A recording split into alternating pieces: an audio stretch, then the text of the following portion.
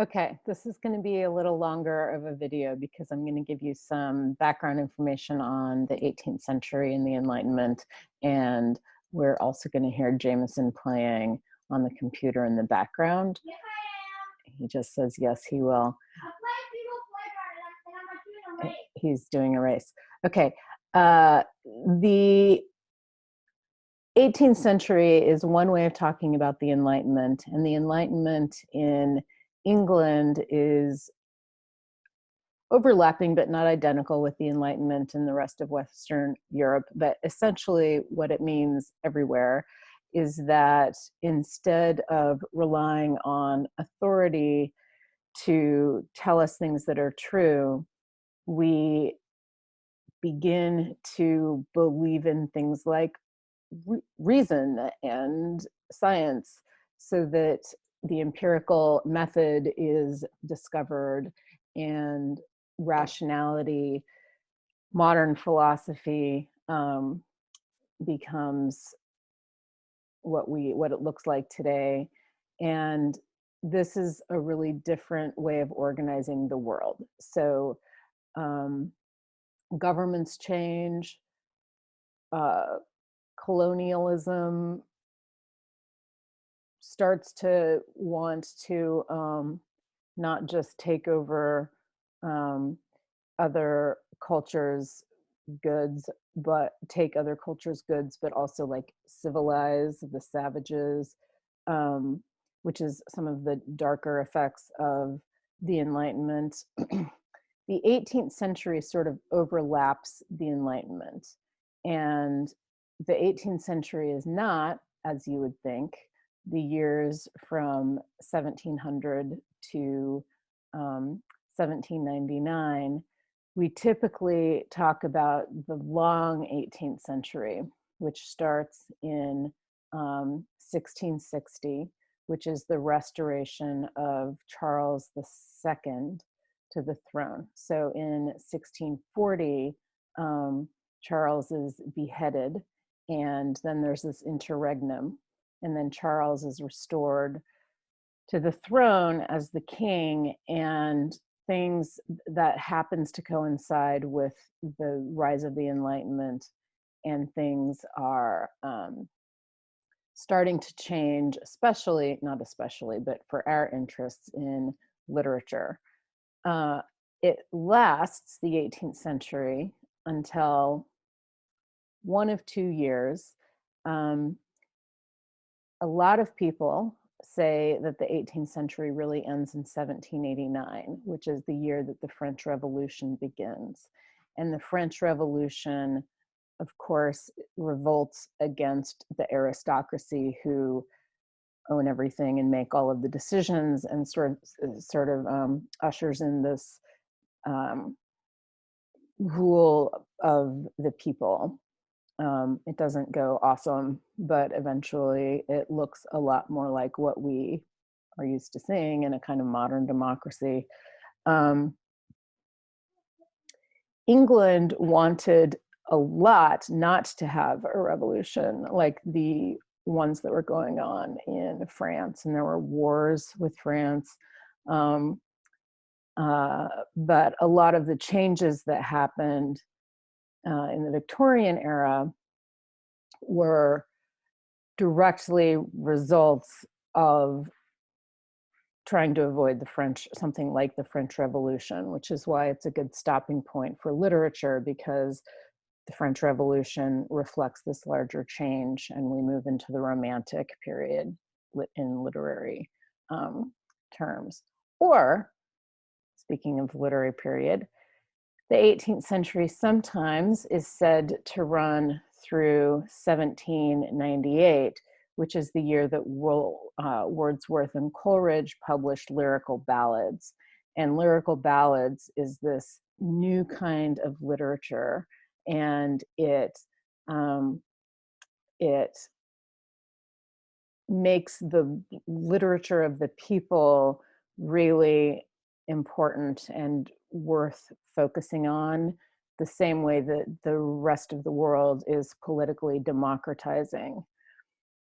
The 18th century is what happens between um, the end of the Renaissance, which is, of course, the period of Shakespeare, um, and Elizabethan drama, and the period of Romanticism, which is where we get the literature of the people. So it's this long transition of moving through Enlightenment ideals, which have a lot of social ramifications also. It also has a lot of literary ramifications, and I mentioned this yesterday, but the novel was invented in the 18th century, at least if we think in terms of England. And potentially, depending on how we define novel, if we think in terms of literature, full stop. There are many precursors to the novel, and no one agrees on what the first novel is. Elizabeth Haywood, whom we looked at yesterday, wrote Love in Excess. Some people call that one of the first novels. Some people call A for Beans Orinoco one of the first novels, and that's actually written considerably earlier than Haywood or Flanders. All novels, all narrative fiction, what we now would think of the novel as being like the main example of, draws on a lot of different literary traditions. And the one that I mentioned yesterday is the autobiography. There are, of course, lots of autobiographies or biographies of people, famous people, important people, politically or important just because they are great, even literary figures. But the other side of that is that there were criminal biographies, and criminal biographies weren't autobiographies, but they were something like true crime fiction, where it was really exciting to read about the horrible things that were going on and the horrible criminals who were perpetrating horrible crimes. And criminal biographies were a whole subgenre. Flanders is drawing on both.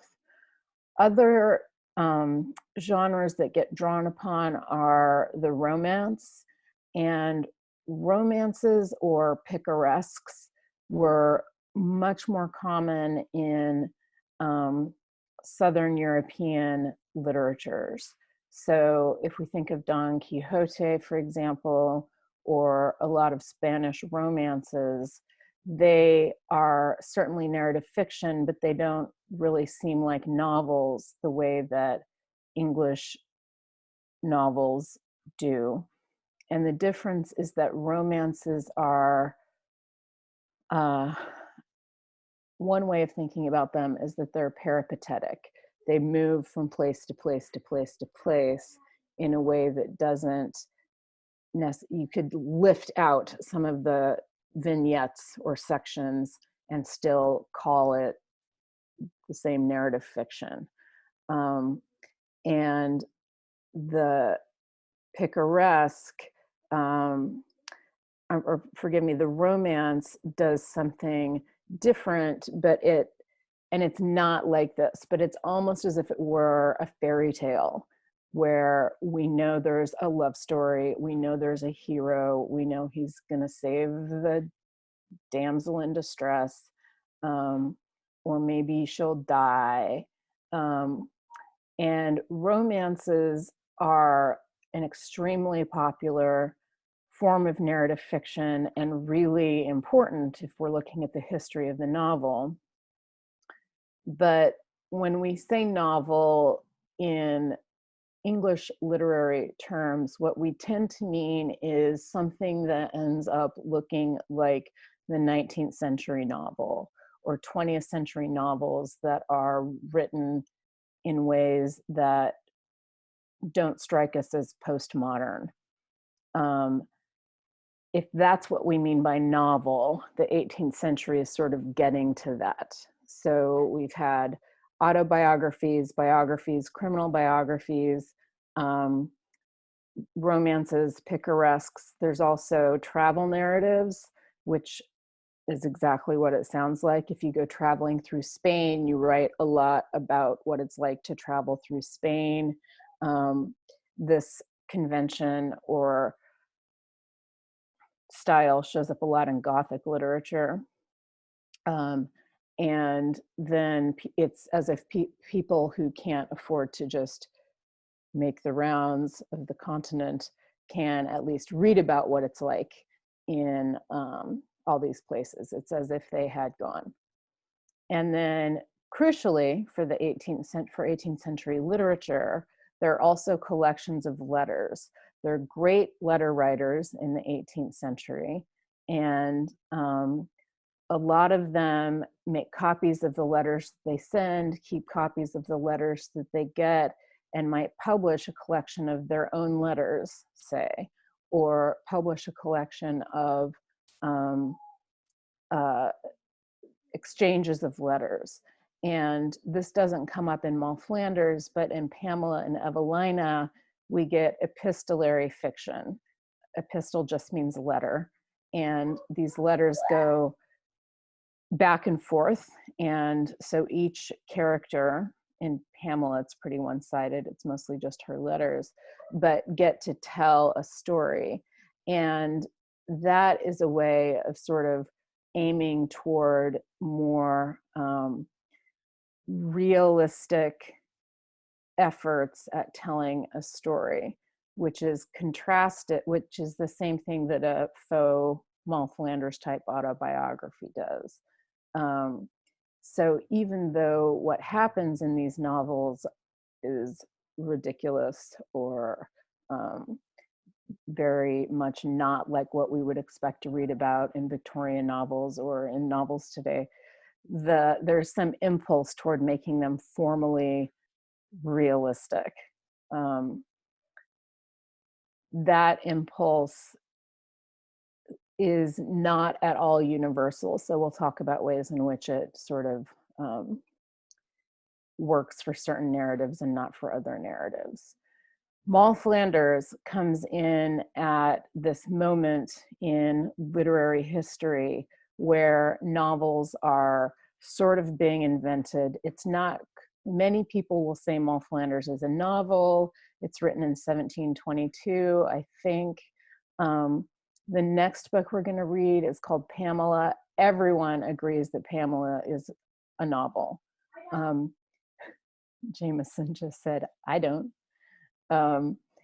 But it's less clear that Moll Flanders is, although I think you have to try pretty hard to argue that it's not. So this is all of the background information on the 18th century and 18th century literature that is going to make the whole term make more sense. I'm going to make a separate video just on Moll Flanders because this one has been pretty long already. But this would be like the mini lecture that I would start off with at the beginning of the term. And obviously, if you have questions, you should ask me about them tomorrow. Okay.